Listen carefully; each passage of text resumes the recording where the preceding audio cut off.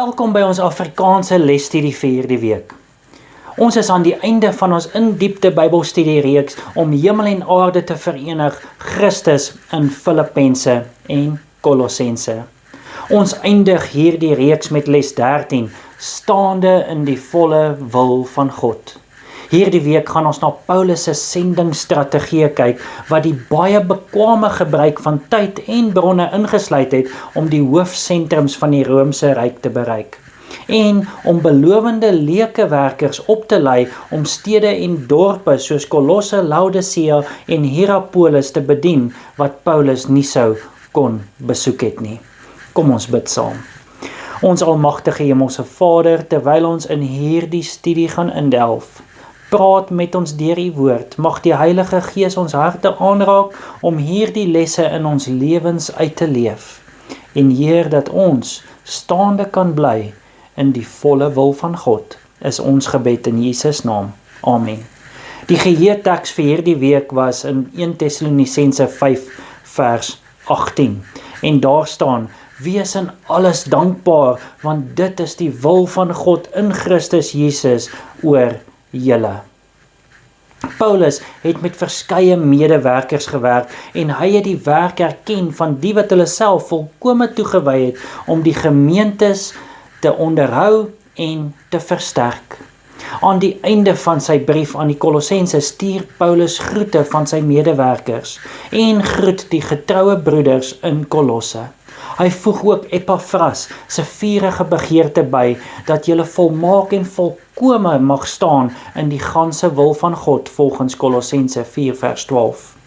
Ons gaan in hierdie studie eerstens kyk na die boodskappers, na Tychicus en Onesimus.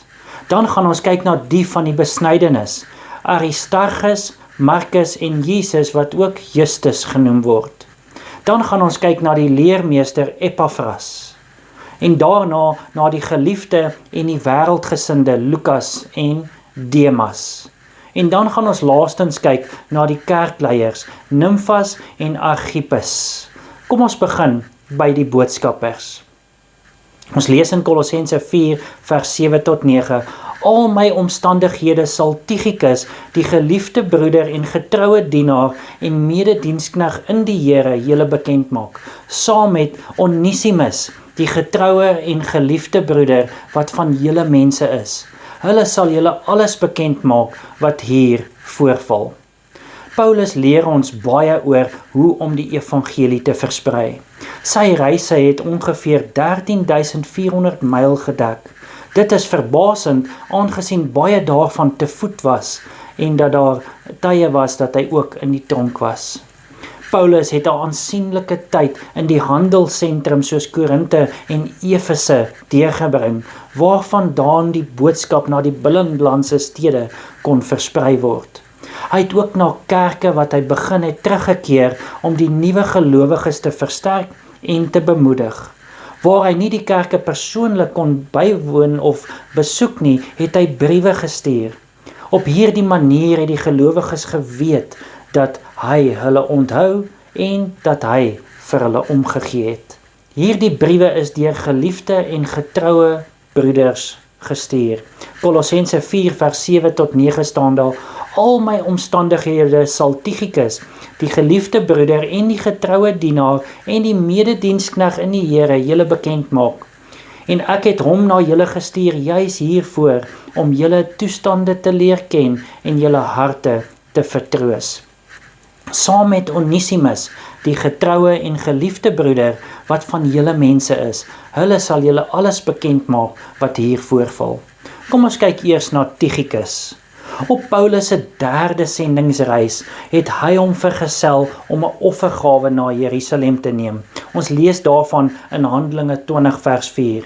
En tot in Asia het Sopater van Berea hom vergesel, en van Tessalonisense Aristarchus en Secundus en Gaius van Derbe en Timotheus, en uit Asië Tychicus en Trophimus.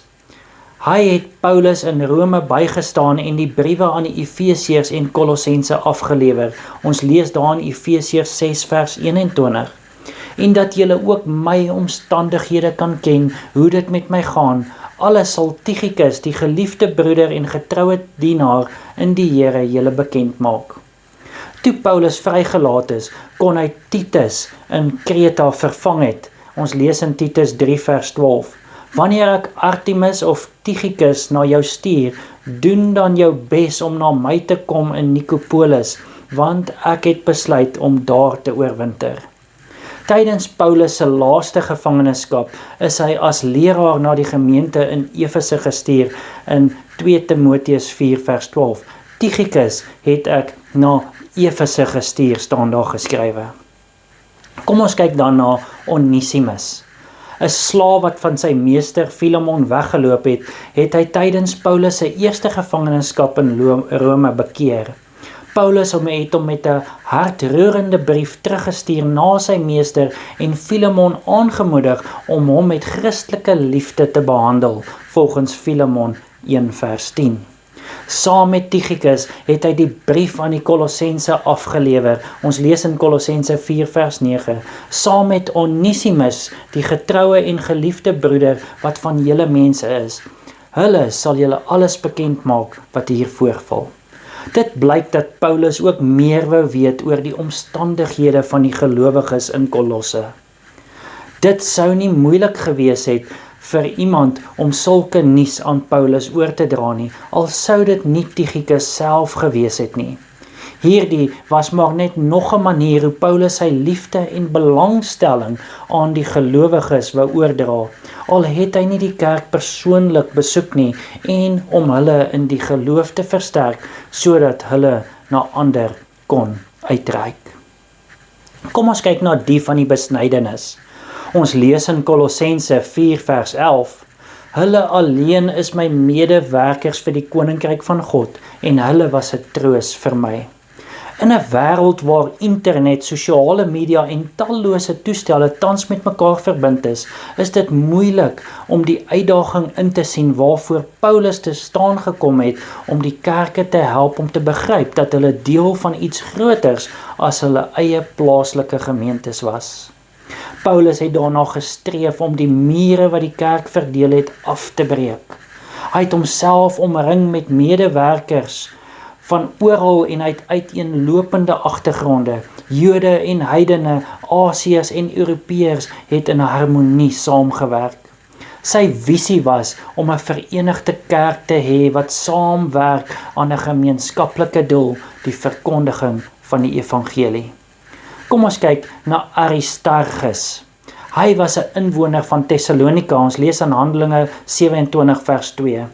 En nadat ons in 'n skip van Adramyttium gegaan het met die doel om by die aanlegplekke in Asië aan te gaan, het ons afgevaar en Aristarchus van Macedonië, 'n man van Thessalonika, was saam met ons. Hy het probleme ondervind tydens die oproer in Efese, Handelinge 19 vers 29. Daarop raak die hele stad heeltemal in verwarring, en hulle storm soos een man na die skouburg en sleep Gaius en Aristarchus saam, Macedoniërs wat reisgenote van Paulus was. Hy het Paulus vergesel om die offergawe na Jerusalem te neem, Handelinge 20 vers 4. En tot in Asië het Sopater van Berea hom vergesel, en van Thessalonika Aristarchus en Secundus en Gaius en Derbe en Timotheus, en uit Asië Tychicus en Trophimus. Hy is saam met Paulus in Rome gevange geneem en het groete aan die Kolossense en Filemon gestuur, in Kolossense 4 vers 10. Aristarchus, my medegevangene, groet julle, staan daarso, en Markus, die neef van Barnabas, oor wie julle bevele ontvang het. As hy by julle kom, ontvang hom. Filemon 1 vers 24, ook Markus, Aristarchus, Demas en Lukas, my medearbeiders, staan daar geskrywe. Kom ons kyk na Markus. Die neef van Paulus se eerste metgesel Barnabas het die sending in Pamfilië verlaat en Paulus het geweier om hom op 'n tweede reis saam te neem. Handelinge 15:37 tot 38. En Barnabas wou Johannes, wat Markus genoem word, saamneem, maar Paulus het dit nie reg geag om hom saam te neem van Pamfilië af, hulle verlaat het en nie saam met hulle na die werk gegaan het nie. Hy het sy oom vergesel en 'n nuttige evangelis vir Paulus geword, volgens Handelinge 15 vers 39. Daar het toe 'n verbittering ontstaan, sodat hulle van mekaar geskei het en Barnabas het Markus saamgeneem en na Siprus uitgeseil. 2 Timoteus 4 vers 11 staan daar, Lukas is alleen by my, Markus moet jy gaan haal en saam met jou bring, want hy kan my baie tot diens wees, het Paulus gesê. Petrus het hom soos 'n seun behandel, 1 Petrus 5 vers 13. Die mede-uitverkorene in Babylon en Markus my seun groet julle. Hy was die skrywer van die evangelie volgens Markus. Nou Jesus, of sy ander naam Justus, al wat ons van hom weet is dat hy 'n Jood was en bekend gestaan het onder die bynaam Justus. Kolossense 4 vers 11, ook Jesus wat Justus genoem word, manne wat uit die besnydenis is. Hulle alleen is my medewerkers vir die koninkryk van God en hulle was 'n troos vir my. Eenheid wat bedreig word is niks niets nie. In die afgelope jare het die Adventiste Kerk groot veranderinge ondergaan terwyl dit wêreldwyd versprei het en het vorste aanhoudend die kerk se eenheid aangeval. Hierdie eenheidsstres kan op elke vlak van die kerk gevoel word. Hoe kan jy by jou plaaslike kerk daaraan werk om die dinge wat die eenheid van ons kerk bedreig te verminder? Watter gespannenhede is daar op plaaslike vlak en wat kan gedoen word om dit te verbeter? Antwoord daardie vraag vir julleself. Ons kyk na die volgende punt, die leraar. Ons lees in Kolossense 4 vers 12, Epaphras, wat een van julle is, 'n diensknegt van Christus, groet julle. Hy bid altyd vurig vir julle, dat julle volmaak en volkome mag staan in die hele wil van God. Boeke was al oor die doelgerigte lewe en die doelgerigte kerk geskryf. Terwyl doelgerigtheid dalk nie heeltemal reg vermag word nie, is 'n duidelike doelgerigte fokus essensieel om enige betekenisvolle doel te kan bereik. Paulus se lewe en die bediening, asook sy medewerkers en die ander apostelsin bevestig hierdie fokus. Filippense 3 vers 13 tot 14 staan daar, broeders, ek reken nie dat ek dit self gegryp het nie, maar een ding, ek vergeet die dinge wat agter is, en ek strek my uit wat na voor is, en jaag na die doel om die prys te verkry van die hoë roeping wat God in Christus Jesus is. Die resultate spreek vanself. Die evangelie het vinnig dwars deur die Romeinse ryk en verder versprei, volgens Kolossense 1 vers 23. Dieselfde fokus is nodig vir vandag. Epaphras het gehelp om die evangelie in Kolosse, Hierapolis en Laodicea te versprei. Gemeentes wat hy innig lief gehad het. Kolossense 4 vers 13 staan daar, want ek getuig van hom dat hy 'n groot ywer het vir julle en vir die wat in Laodicea en die wat in Hierapolis is. Saam met Epaphras se groete voeg Paulus sy wense vir die Kolossense by in Kolossense 4 vers 12, dat julle volmaak en volkome mag staan in die ganse wil van God. So hier kom 'n paar punte uit. Ene is, staan vas. Hulle moes onbeweeglik bly, veral teen die aanslae van die vyand. Efesiërs 6 vers 11 staan daar, trek die volle wapenrusting van God aan, sodat julle staande kan bly teen die liste van die duiwel. Nog 'n punt wat daar uitkom is, mag julle volmaak wees. Nou volmaak, hierdie woord verwys na die vervolmaking van die karakter wat deur die opofferende liefdebetoning sy uiterste einddoel sal bereik, volgens Matteus 5:44 en 48. Deur diegene wat nooit sal reken dat hulle dit al verkry het nie, volgens Filippense 3 vers 12 tot 15. Heiligmaking is nie die werk van 'n oomblik, 'n uur of 'n dag nie, dit is 'n voortdurende groei in genade. Daar is geen punt waartoe ons kan kom en sê, ons het dit ten volle bereik nie. Daarom is sondelose volmaaktheid volmaaktheid in die toekomende tyd, maar Christelike volmaaktheid in die teenwoordige tyd is heiligmaking.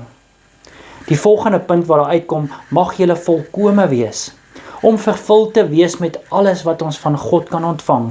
Hierdie kragtige woord beteken om ten volle oortuig te wees of iets ten volle maat te bring. Dit word gebruik om Abraham, wat ten volle oortuig was dat God mag het om te doen wat hy beloof het, al was dit menslik gesproke onmoontlik. Romeine 4 vers 21 staan daar, en was ten volle oortuig dat hy ook die mag het om te doen wat hy beloof het. En Paulus, wat deur die Here gegee was, sodat deur my die prediking heeltemal volbring kon word, volgens 2 Timoteus 4 vers 17. Hy die gemeente in Kolosse onderrig en die evangelie wyd aan hulle verkondig, volgens Kolossense 1 vers 7. Paulus beskryf hom met 3 titels: geliefde mededienaar, diensknegt van Christus en medegevangene. Kolossense 1 vers 7 staan daar, soos julle ook geleer het van Epaphras, ons geliefde medediensknegt, wat 'n getroue dienaar van Christus vir julle is. En dan in Filemon 1:23, Epaphras, my medegevangene in Christus Jesus, groet jou. En dan die ander punt wat daar uitgekom het is in die ganse wil van God. Die woord ganse is allesomvattend. Paulus self bid dat die Kolossense met 'n kennis van God se wil gevul sal word en sodat julle waardiglik voor die Here mag wandel om hom in alles te behaag. Kolossense 1 vers 9 en 10 sê, daarom hou ons ook nie op nie, van die dag af dat ons dit gehoor het, om vir julle te bid en te vra dat julle vervul mag word met die kennis van sy wil in alle wysheid en geestelike insig, sodat julle waardiglik voor die Here mag wandel, om hom in alles te behaag, en julle in elke goeie werk vrug dra, en die kennis van God mag groei, deur die mag van sy heerlikheid, Kolossense 1 vers 11. Kom ons kyk na die geliefde en die wêreldling. Ons lees in Kolossense 4:14. Die geneesheer Lukas, die geliefde en Demas groet julle. Die apostel Johannes sê aan ons, moenie die wêreld lief hê of die dinge wat in die wêreld is nie. As iemand die wêreld lief het, is die liefde van die Vader nie in hom nie. Lukas se liefde vir Jesus en sy koninkryk het hom gelei om, kom wat wil, by Paulus tot die einde te staan, terwyl Demas hierdie wêreld meer lief gehad het as die wêreld wat kom. Kom ons kyk eers na Lukas. Hy was die skrywer van die evangelie volgens Lukas en die handelinge van die apostels. Hy word as Paulus se biograaf beskou. Lukas 1 vers 1 tot 4 staan daar, aangesien baie onderneem het om 'n verhaal op te stel oor die dinge wat onder ons sal al vervul is, soos hulle wat van die begin af ooggetuies en dienaars van die woord was, dit aan ons oorgelewer het ek dit ook goed gedink, hooggeagte Theophilus, nadat ek van vooraf alles noukeurig ondersoek het, om dit in volgorde aan u te skrywe, sodat u met volle sekerheid kan weet die dinge waaromtrent u onderrig is. Handelinge 1 vers 1 staan daar, die eerste verhaal Theophilus het ek opgestel oor alles wat Jesus begin doen en leer het. Hy was 'n geneesheer van beroep en word deur Paulus geliefde genoem. Hy het by Paulus gebly tot sy dood. 2 Timoteus 4 vers 11 staan daar, Lukas is alleen by my. Markus moet jy gaan haal en saam met jou bring, want hy kan my baie tot diens wees. As hy net in Kolossense 4 vers 14 genoem was, sou Demas as 'n getroue medewerker van Paulus onthou gewees het. Die kontras tussen Lukas en Demas het mettertyd duidelik geword. Lukas was geliefd vir sy werk, terwyl Demas die wêreld lief gehad het en Paulus verlaat het. Lukas het vasgestaan in sy hoop op die wederkoms van die nuwe aarde. Demas het die heerlikheid van hierdie wêreld meer lief gehad as die heerlikheid wat sou kom. Hy het opgehou om Jesus lief te hê en sy hart aan die wêreld gegee. Jesus en die apostels waarsku ons dikwels om te waak en waaksaam te wees, om altyd gereed te wees vir die meester se koms, sodat ons nie onverwags betrap sal word nie. Ongelukkig, soos die disippels wat nie ag geslaan het op Jesus se bevel om te waak en te bid nie. Markus 14:38 staan daar: waak en bid dat julle nie in versoeking kom nie. Die gees is wel gewillig, maar die vlees is swak. Sal baie nie die nodige voorbereidings tref nie. Dit kom alles daarop neer wie of wat ons harte besit. Want ons kan nie twee Here dien nie. Openbaring 3 vers 17 tot 21 staan daar: want jy sê ek is ryk en het verryk geword en het aan niks gebrek nie. En jy weet nie dat dit jy is wat elendig en beklaanswaardig en arm en blind en naak is nie. Ek raai jou aan om van my te koop goud wat deur vuur gelouter is, sodat jy kan ryk word, en wit klere dat jy jou kan aantrek en die skande van jou naaktheid nie geopenbaar word nie, en salf om jou oë te salf sodat jy kan sien. Almal wat ek liefhet bestraf en tugtig ek. Wees dan ywerig en bekeer jou. Kyk, ek staan by die deur en ek klop. As iemand my stem hoor en die deur oopmaak, sal ek ingaan na hom toe en saam met hom maaltyd hou en hy met my. Aan hom wat oorwin, sal ek gee om saam met my te sit op die troon, soos ek ook oorwin het en saam met my Vader op sy troon gaan sit het. In sy boodskap aan Laodicea gee Jesus aan ons 'n duidelike voorskrif. Eerstens, bekeer jou van jou sondes. Tweedens, ons moet ons harte oopmaak vir Jesus en hom laat beheer neem, wat dan derdens ons in staat sal stel om die goud van geloof en liefde te ontvang, wat deur beproewings gelouter is en oor versoekings geseëvier het. Watter spesifieke dinge kan Jesus jou vra om van te bekeer? Watter gedeelte van sy voorskrif het jy die meeste nodig? Antwoord dit vir jouself. Ons kyk laastens na die kerkleiers. Ons lees daar in Kolossense 4 vers 15. Groet die broeders in Laodicea en Nymphas en die gemeente wat in sy huis is. Dwars deur die geskiedenis van God se kinders, deur die eeue heen het dieselfde probleme oor en oor voorgekom. Die profete het Israel tereggewys omdat hulle soos die wêreld wou aanbid en het by hulle aangedring dat hulle self moes bekeer voordat dit te laat sou wees. Kom ons kyk eers na Nympha. Al wat ons van Nympha weet is dat sy 'n gemeente in die stad Laodicea gelei het. Ons weet nie eers seker of dit 'n man of 'n vrou was nie, aangesien sommige manuskripte sy huis, ander hulle huis en meerderheid haar huis sê. Kom ons kyk na Archippus. Philemon se seun, 'n inwoner van Kolosse wat op 'n stadium 'n metgesel van Paulus was. In Philemon 1 vers 1 tot 2 staan daar: Paulus, 'n gevangene van Christus Jesus en 'n broeder, Timotheus, aan Philemon, die geliefde en ons mede-arbeider, en aan Appia, die geliefde suster, en aan Archippus, ons medestryder, en aan die gemeente wat in jou huis is. Paulus vra hom om voort te gaan met sy bediening as diaken of leraar of ouderling van die gemeente in Kolosse. Paulus vra die Kolossense om sy brief ook in Laodicea voor te lees en dat hulle die brief wat hy aan die Laodicense geskryf het moet lees. Kolossense 4 vers 16. En wanneer hierdie brief by julle gelees is, sorg dat dit ook in die gemeente van Laodicea gelees word en dat julle ook die uit Laodicea lees. Daarom noem hy die twee hoofleiers van hierdie gemeentes Nymphas van Laodicea en Archippus van Kolosse. Kolossense 4 vers 15.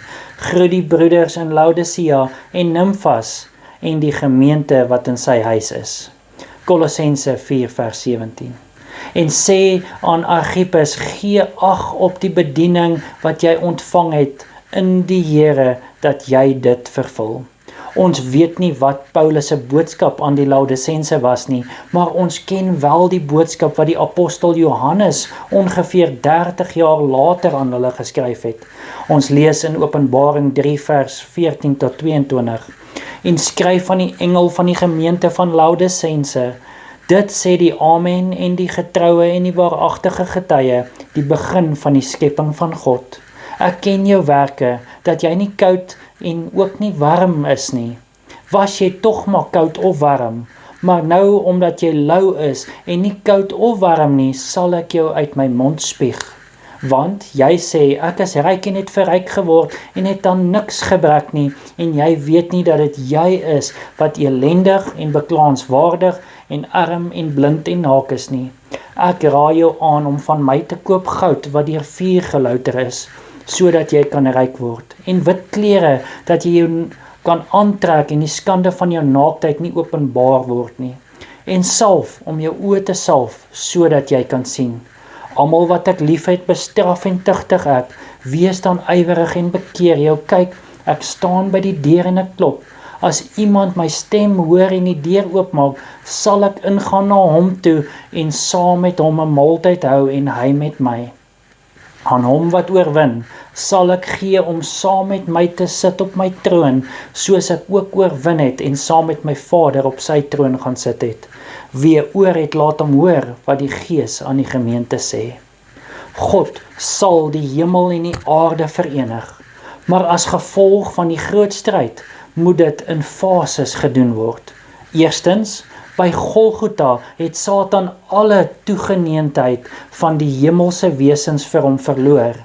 Johannes 12 vers 31, nou is die oordeel van hierdie wêreld, nou sal die owerste van hierdie wêreld buitentoe gedryf word. Die tweede fase is, deur Christus se oordeelsbediening in die hemelse heiligdom, is God se volk volmaak in elke goeie werk om sy wil te doen. Hebreërs 13:21, en reg vir die hemel. Die derde fase is, deur die 1000 jaar oordeel en die finale oordeel na die 1000 jaar, word alle oorblewende vrae vir ewig afgehandel en word sonde en onbekeerde sondaars in die poel van vuur vernietig, wat ook die aarde reinig. Openbaring 21:8 staan daar, maar wat die vreesagtiges aangaan en die ongelowiges en die gruwelikes en die moordenaars en die hoereerders en towenaars en afgoddienaars en al die leenaars, hulle deel is in die poel wat brand met vuur en swaal. Dit is die tweede dood. Die vierde fase, eers na die einde van sonde kan hemel en aarde uiteindelik verenig word. Openbaring 21:3, en ek het 'n groot stem uit die hemel hoor sê, kyk, die tabernakel van God is by die mense, en hy sal by hulle woon, en hulle sal sy volk wees, en God self sal by hulle wees as hulle God. Wat kan jy self doen? Deur nie na enigiemand anders te kyk nie, om getrou aan God en die waarheid te bly wat aan ons gegee is. Dit wil sê, watter keuses maak jy wat onthul wie waarlik jou hart besit? Ek sluit af met Kruis Triumphant, Februarie 9. Diens vir God vereis die hele wese, hart, verstand, siel en krag. Sonder voorbehoud moet ons onsself aan God oorgee, sodat ons die beeld van die hemelse kan dra in plaas van die beeld van die aardse. Daar moet 'n vernuwing van die gevoelighede wees, sodat die verstand volkome wakker kan wees vir die werk wat gedoen moet word vir alle klasse, hoog en laag, ryk en arm, geleerd en ongeleerd. Ons moet die teerheid openbaar wat die groot herder toon wanneer hy die lammers in sy arms versamel en sy kudde sorgvuldig teen gevaar beskerm en dit op veilige paaie lei. Christus se volgelinge moet sy teerheid en simpatie toon en hulle moet ook sy vurige begeerte openbaar om die waarhede mee te deel wat vir die ontvanger die ewige lewe beteken. Mag die Here help dat ons ten volle staande sal bly in sy volle wil van God. Kom ons bid saam. Ons almagtige Hemelse Vader, Ons wil ook staande bly in die volle wil van U.